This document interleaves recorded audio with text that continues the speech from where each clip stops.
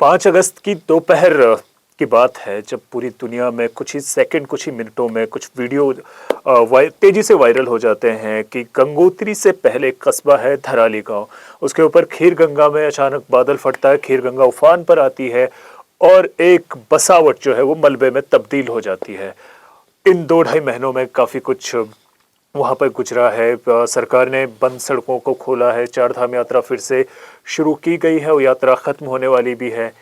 और इस बीच लगातार वहाँ सरकारी एजेंसियां, गैर सरकारी संगठन वो भी पहुंचे, सुरक्षा एवं बचाव कार्य जारी रहे। इसके बाद जिंदगी को फिर से पटरी पर लाने के काम भी जारी रहे।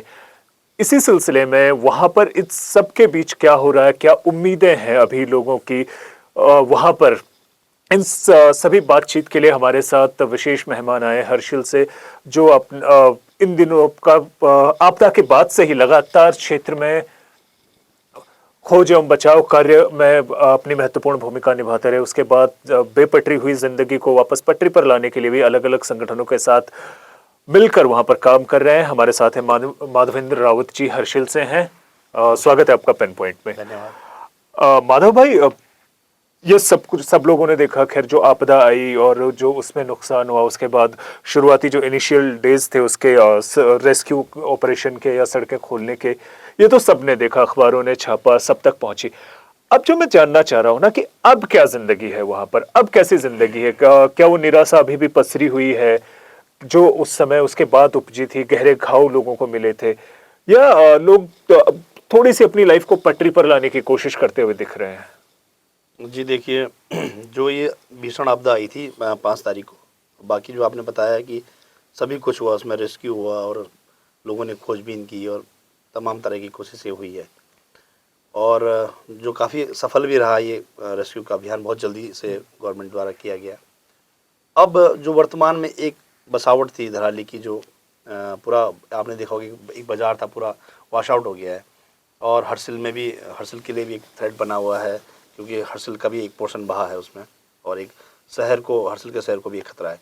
अब लोगों की उम्मीद जो थी कि लोग सोच रहे थे कि शायद इसमें सुरक्षा के, जो बाढ़ सुरक्षा के कार्य जो होंगे, जितना बचा हुआ है उसको कैसे प्रोटेक्ट करेंगे वो, और दोबारा पुराने उस ढर्रे पे आप कैसे आएँ कि वो यात्रा रूट है और यात्रा तो चल रही है लेकिन वहाँ कोई रुक नहीं रहा है।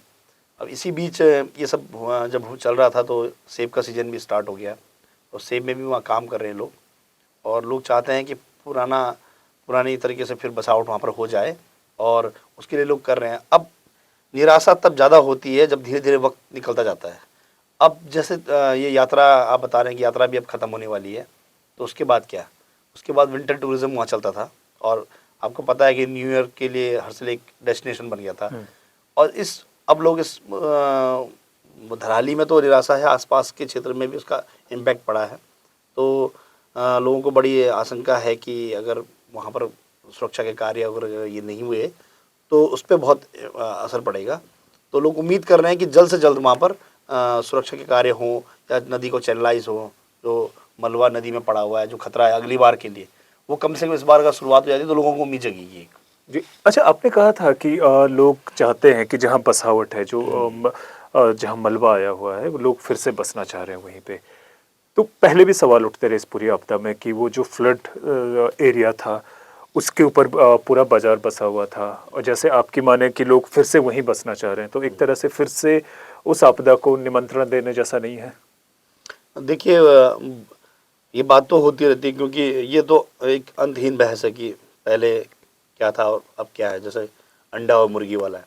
लेकिन आप देखिए, इस बात को तो लोग सहमत हो गए हैं क्योंकि वो ये जो भीषण आपदा जो आई है, जो पहले भी आती रही है, तो कहते थे कि कोई पुराने लोग जो कहते हैं कि हमारे दादा ऐसे कहा करते थे कि यहाँ पर नहीं बसना है, वो उन्होंने अपनी आंखों से दिख लिया और अब ये विजुअल भी है, ये हमेशा रहेंगे लोगों पर उपलब्ध। वहाँ पर ये समझ एक बनी है कि जो नदी का जो कॉरिडोर है उसको सीधा किया जाए, उसको सीधा खोला जाए और तब उस अगर वहाँ सुरक्षा वॉल लगती है तो उसके दोनों तरफ बसावट हो, ताकि, क्योंकि आपने देखा होगा नदी का जो जो नाले का जो एक इम्पैक्ट था, वो उसके रास्ते में होटल बने हुए थे। बिल्कुल। तो वो उस बात को समझ रहे हैं, लोग कह रहे हैं कि वो चाहते हैं कि उस तरह से गवर्नमेंट उसको डेवलप करे कि वो नाला सीधा निकल जाए। और हालांकि गवर्नमेंट का क्या कहना है, गवर्नमेंट कुछ एजेंसियों की रिपोर्ट की बात उन्होंने कही है कि जैसे अभी हमारे जुगल किशोर पंत जी वहाँ पर आए थे या बहुत सारे लोग आए थे। उन्होंने कहा, उन लोगों से जब बाढ़ सुरक्षा के बारे में बात की गई तो उन्होंने कहा कि हम इनके कुछ हाइड्रो की जो हमारी वो है एजेंसियाँ हैं और टेक्निकल रुड़की वगैरह, उनकी रिपोर्ट जब आ जाएगी तो उसके बाद ही अगर किस तरह से इसका प्लान बनेगा उसके बाद बसावट होगी। लोगों का ये भी कहना है कि हम अपने गांव को छोड़ के नहीं जाना चाहते हैं, क्योंकि पुराना गांव 200 साल पुराना गांव है और लोग उस उम्मीद में हैं कि यहीं पर हम बसेंगे और नदी का कॉरिडोर छोड़ेंगे। नदी का कॉरिडोर काफ़ी छोड़ने की तैयारी है कि नदी के बीच में जो बसावट है वो सब मानते हैं कि नदी के दोनों तरफ कम से कम कुछ काफ़ी मतलब एक फैसला होना चाहिए ताकि वो निकल जाए। अच्छा, ये 2-2.5 महीने का समय बीत गया है, सरकार ने सड़क तो खोल दी है, जैसे आपने भी कहा था कि धराली में कोई रुक नहीं रहा है। तो इन 2-2.5 सालों में क्या ऐसा कुछ होता दिखा है जिससे लोगों में थोड़ी सी एक उम्मीद जगे कि हाँ कुछ हो सकता है? या फिर अब जब सीजन खत्म हो जाए तो उसके बाद सरकार जो है ऐसा कुछ होता हुआ दिख रहा है कि सरकार पे लोग उम्मीद कर सके कि हाँ कुछ हो सकता है या कुछ होगा? देखिए, हम वहाँ पर खुद गैर सामाजिक संगठन जो जो मतलब जो संगठन है हमारे गैर सरकारी संगठन, सॉरी, एनजीओज हाँ, एनजीओज वगैरह, उनके साथ मिलकर हम लोग वहाँ पर काम कर रहे हैं और हम लोग वहाँ पर शेल्टर बना रहे हैं, एप्पल के ग्रेडिंग मशीन लगा रहे हैं उनके लिए। एक हमने सहकारिता, धराली सहकारिता, युवा सहकारिता का गठन किया है और हम उस उम्मीद में काम कर रहे हैं, तो एक होप जग रही है। लेकिन सरकार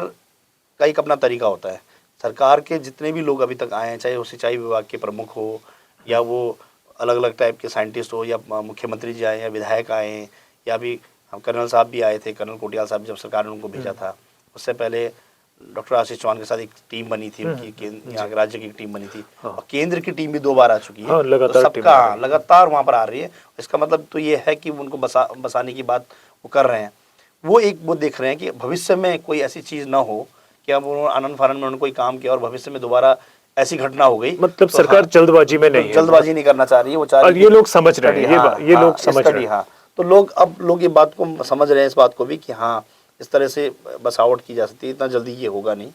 और देखिए, अब वहाँ पर अभी मैं आपको बताऊँ, कल्प केदार मंदिर जैसे है, वहाँ पर कल्प केदार मंदिर के लिए बहुत सारे जो लोगों का फ़ोन आ रहा है, बाहर से राज्यों से फ़ोन आ रहा है कि वो वहाँ पर काम करना चाहते हैं और उसके लिए पैसा देना चाहते हैं। तो उम्मीद तो है, लेकिन मेन वहाँ पर सुरक्षा कार्य है, क्योंकि आपने देखा होगा जो नदी का गॉर्ज है वो काफ़ी नैरो है और अब उसमें मलबा भर गया है, तो 40 फुट 50 फुट मलबा भर गया है, तो वो काफ़ी ऊपर उठ गया है। अब इसके बाद अगर कोई मलबा आएगा तो इधर जो बचा हुआ गाँव उसके लिए भी खतरा है और इस तरफ जो थोड़ा बचा हुआ बाजार है, जो 3-4 वहाँ पर होटल है, 2-3 होटल जो है वो भी अगली बार खतरे में आ जाएंगे। तो आपका कहने का मतलब है कि प्राथमिकता फिलहाल इस पे ज्यादा होनी चाहिए कि अब जब सर्दियों में जल स्तर बहुत कम हो जाता है गंगा का, तो जो मलबा गंगा के प्रवाह को प्रभावित कर रहा है, रोक रहा है, वो हटाया जाए और जो रिवर जो बेड है वो उसको उस पुरानी स्थिति में लाने की कोशिश की बिल्कुल, जाए। बहुत सारी ये बिल्कुल ज़रूरी है और हमेशा से गाद ही प्रॉब्लम है। आपने देखा होगा 2012 में उत्तरकाशी में भी एक छोटी सी नदी ने, एक नदी ही बोलेंगे उसे, और जिसने गंगा के गाद की वजह से उठाया और पूरा उसने वहाँ पर अस्सी गंगा हो या हमारी ये इंद्रावती हो नदी, इन्होंने बहुत उफान मचाया, क्योंकि वो रिवर बेल्ट में जो गाद पड़ी हुई है वो बहुत बड़ी समस्या है, वो हर जगह समस्या है, वो हर्सिल के लिए भी थ्रेट है और जगह नेलोंग में भी हर जगह गाद भरी हुई है। तो हम लोग ये सोचते हैं कि लोगों ने बताया हुए अधिकारियों के कि टाउन एरिया में जितनी गाद है उसको कम से कम गवर्नमेंट को हटाना चाहिए। हालांकि उसमें इको सेंसिटिव जोन के कुछ प्रावधानों की वजह से भी दिक्कत है, तो वो कहते हैं खासकर इको सेंसिटिव जो उनकी बात है, तो एटलीस्ट इसमें तो थोड़ा सा वो मिलना चाहिए, क्योंकि वहाँ पे ऐसा व्यवसायिक तो उस मलबे का होगा नहीं, व्यवसायिक उपयोग तो होगा नहीं, जबकि व्यवसायिक को है नहीं, व्यवसायिक नहीं है। लेकिन हम ये कहते हैं कि लोगों का ये मानना है कि हाँ अगर उसको हटा नहीं सकते तो जो वॉल जो लगेगी, वॉल के दोनों तरफ उस मलबे को भर दिया जाए, क्योंकि अगर आपने नदी के लिए एक वॉल लगा के बीच में बड़ा सा कॉरिडोर बना दिया है, नदी के लिए गहरा कर दिया है गॉर्ज उसका, तो वो निकल जाएगा। जो उसका मलबा है दोनों तरफ दीवार की तरफ फिल करके उसको थोड़ा एलिवेटेड करके वो जगह को बनाया जा सकता है और उस मलबे को वहीं रखा जा सकता है। चलिए, धन्यवाद। हमने समझने की कोशिश की कि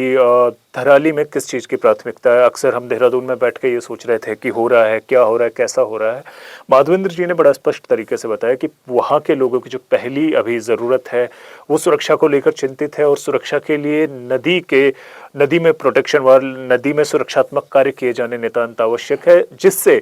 आने वाले सालों में जब नदी का जलस्तर बढ़े अगले साल गर्मियों में, तो वो ज़्यादा कटाव ना करे या झील बनने जैसी दिक्कतें ना आए। बहुत बहुत धन्यवाद आपका बातचीत करने के लिए।